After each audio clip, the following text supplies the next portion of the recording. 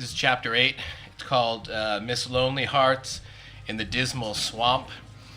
And if you've been following along, you know that at this point, Miss Lonely Hearts, the man who went into writing his column so that he might help other people, is in fact a terrible cheating boyfriend to his girlfriend.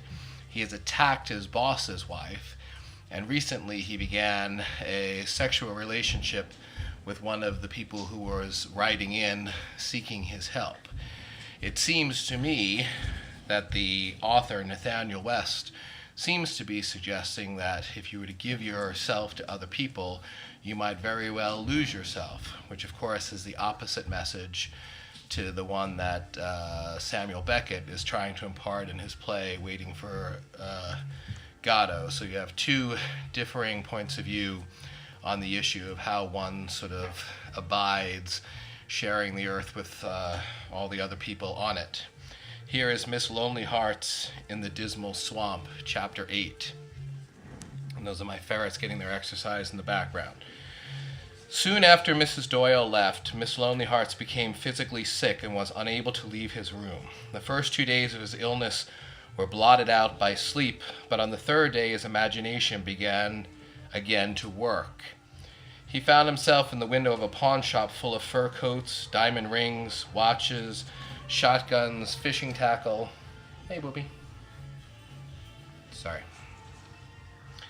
Mandolins. All these things were the paraphernalia of suffering.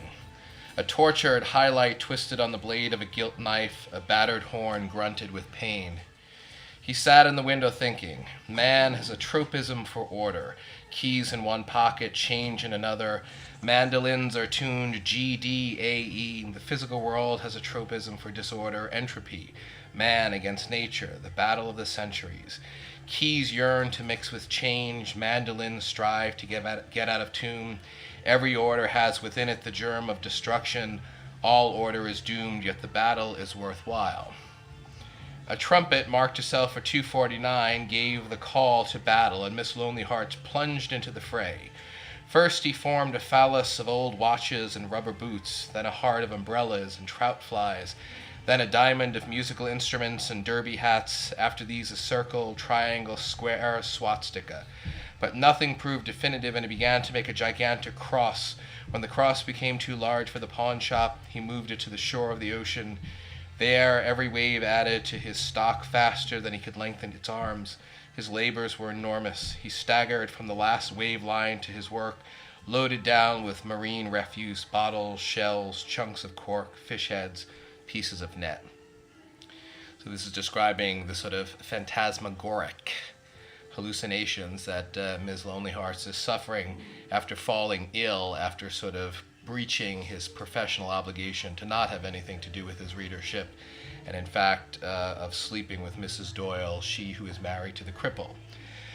Drunk with exhaustion, he finally fell asleep. When he awoke, he felt very weak yet calm. There was a timid knock on the door. It was open, and Betty tiptoed into the room with her arms full of bundles. That's his girlfriend.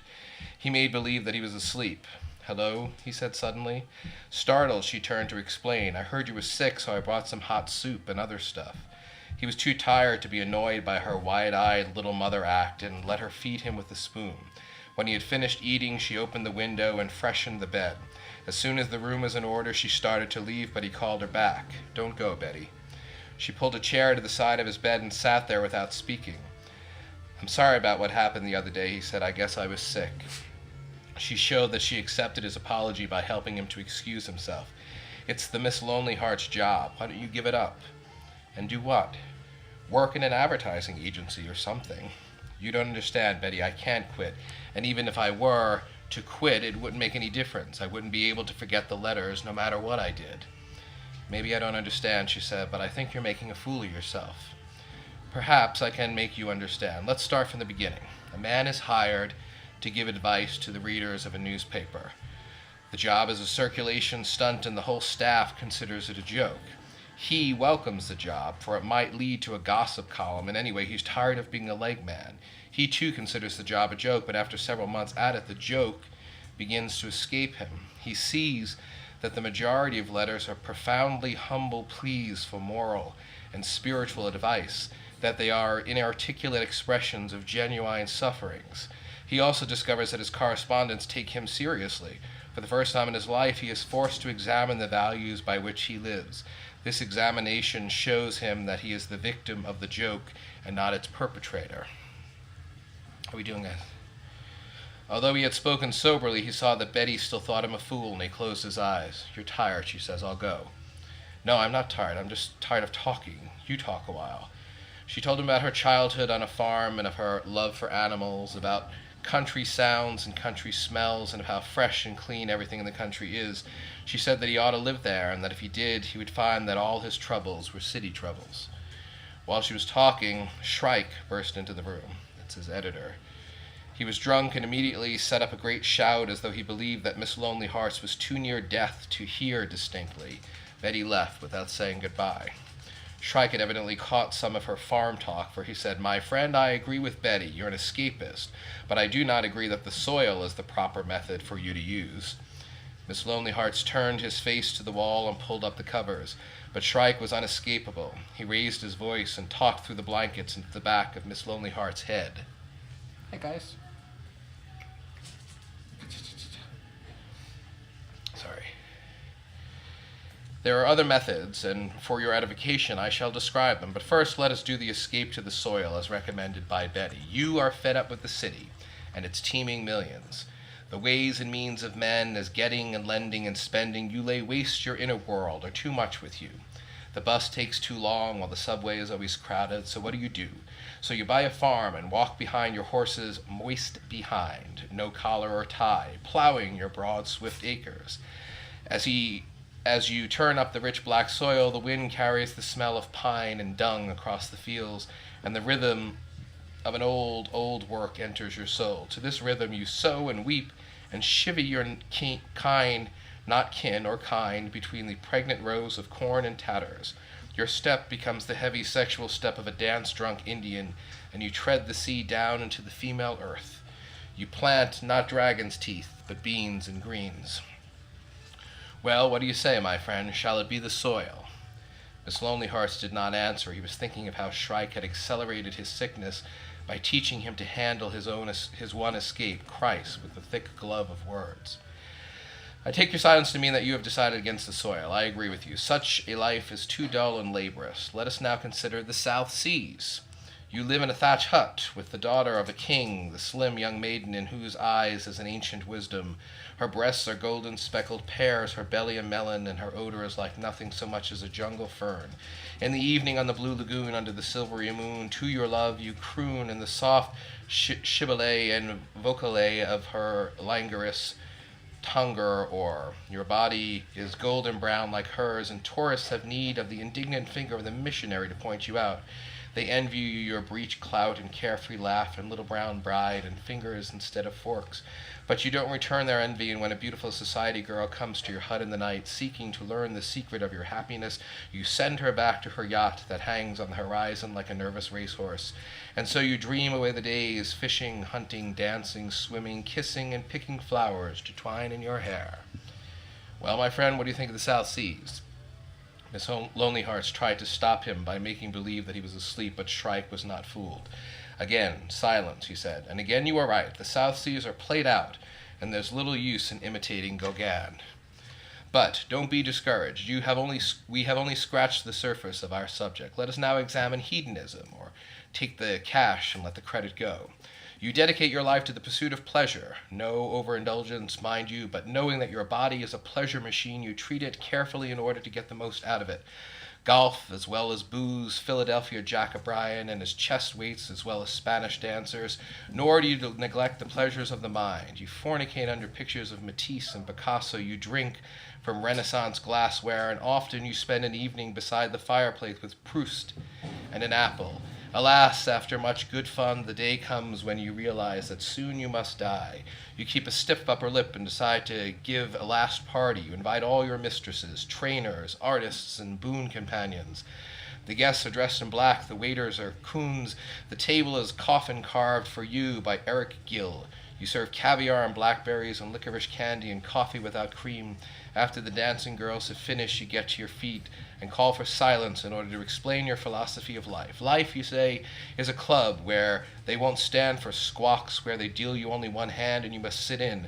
So even if the cards are cold and marked by the hand of fate, play up like a gentleman in a sport. Get tanked, grab what's on the buffet, use the girls upstairs, but remember, when you throw boxcars like the curtain like a dead game sport, don't squawk. I won't even ask you what you think of such an escape. You haven't the money, nor are you stupid enough to manage it. But we come now to one that should suit you much better.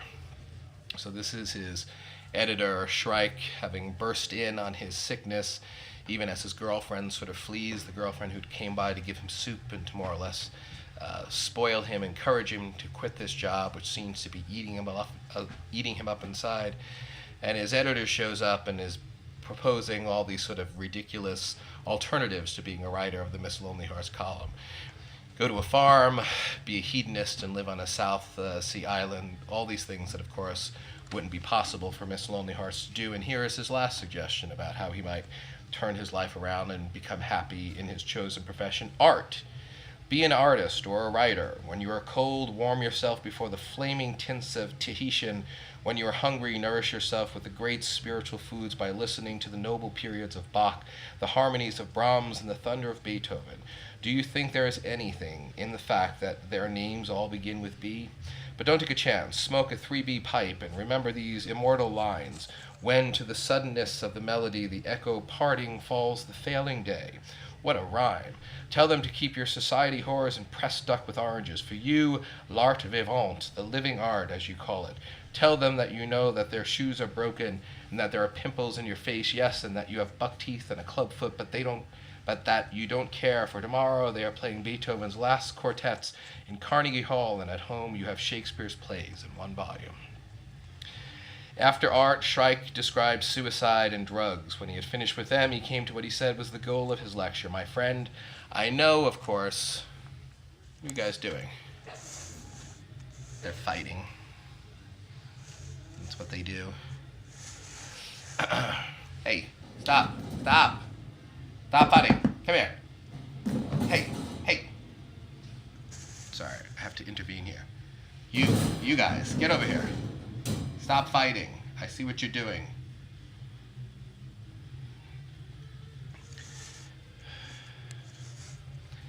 Hopeless. My friend, I know, of course, that neither the soil nor the South Seas nor hedonism nor art nor suicide nor drugs can mean anything to us. We are not men who swallow camels only to strain at stools. God alone is our escape. The church is our only hope. The first church of Christ Dentist, where he is worshipped as a preventer of decay. The church whose symbol is the Trinity New Style, Father, Son, and wire-haired fox terrier. And so, my good friend, let me dedicate a letter to Christ for you. Dear Miss Lonely Hearts of Miss Lonely Hearts. I am 26 years old and in the newspaper game. Life for me is a desert empty of comfort. I cannot find pleasure in food, drink, or women, nor do the arts give me joy any longer. The leopard of discontent walks the streets of my city, and the lion of discouragement crouches outside the walls of my citadel. All is desolation and vexation of the spirit. I feel like hell. How can I believe? How can I have faith in this day and age? Is it true that the greatest scientists believe again in you? I read your column and like it very much. There you once wrote, when the salt has lost its savor, who shall savor it again? Is the answer none but the Savior? Thanking you very much for a quick reply, I remain yours truly, a regular subscriber. This editor, this publisher of his, who seems to live just to antagonize him, who seems to be purposely sort of driving him to madness. Could it be perhaps because he's conducting an affair with that same editor-publisher's wife and periodically attacking her during dates that they have together? A rather grotesque sort of a relationship between the two of them, which I think is the point, to lose your compass by losing yourself and other people's perhaps means that you are lost. Hey, you. Say goodbye. Come here. Who's your baby? Who's your baby? You killed the other two. Take care.